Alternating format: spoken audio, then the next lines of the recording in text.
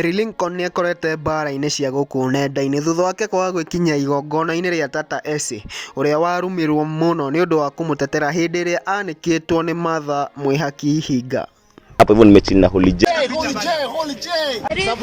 to Holy J. Holy J TV. Are you holy? Hello guys, and welcome back to Holy J TV. Of course, it's your boy Holy J, your number one infotainment news plug. Na manze, kama huja subscribe kwa hii channel, kindly consider doing that because great content is coming, and thank you so much manze. Ile support mnaendelea kunionyesha as usual. I salute you guys. Sasa kuna story. Najua nyote mnakumbuka wakati Lincon aliweza kuandikwa pale mtandao na story ikakuwa big sana. Na kuna wasanii wengine hawakuongelelea hii story, na kuna wengine walikuja strongly kutetea Lincon, among them being Tata Essy, Tata wa US anaitwa Essy Mudhoni. Na juzi tumeona Tata Essy alirudi Kenya na akakuwa na event pale ya kumark 34 years in ministry.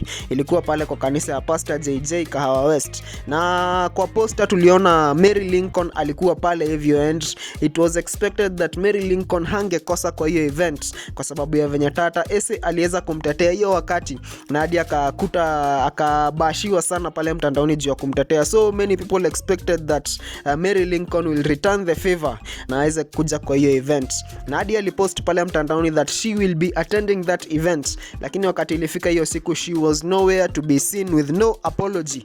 Hakuweza kuattend hiyo event, na ikakuwa story big sana inaongelewa pale mtandaoni on why she did not attend. Na hapo hivyo ndio Tata Essy alikimbia pale kwa mtandao yake na akapost hivi: "Tiohoro, tenda wema, nenda zako." Na ika raise a lot of reactions kwa sababu watu wengi walilink that to Lincon not attending her event, na wakakimbia pale kwa comment section kuongea kuhusu hiyo story, na kukakuwa reactions mingi sana za watu pale kwa comment section, wengi wakibash Lincon kwa sababu ya hiyo act, na wengine comfort Tata Essy na kumwambia next time ashajua character za watu wengine na anajua nani anafaa awatetee na nani asitetee.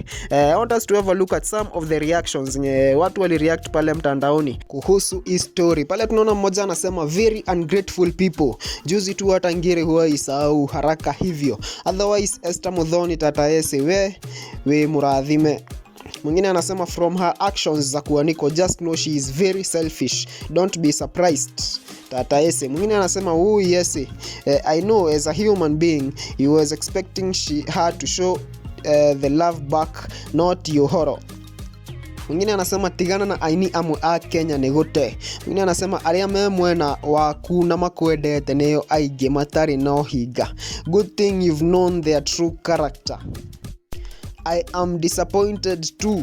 Mwingine anasema Lincon una roho chafu sana, I've said it. Ama tufufue hizo hapa na usifanye hivyo, hiyo ni story ilishaisha. Watu wangu, the debate is heated pale kwa comment section ya Tata Essy kuhusu hii story.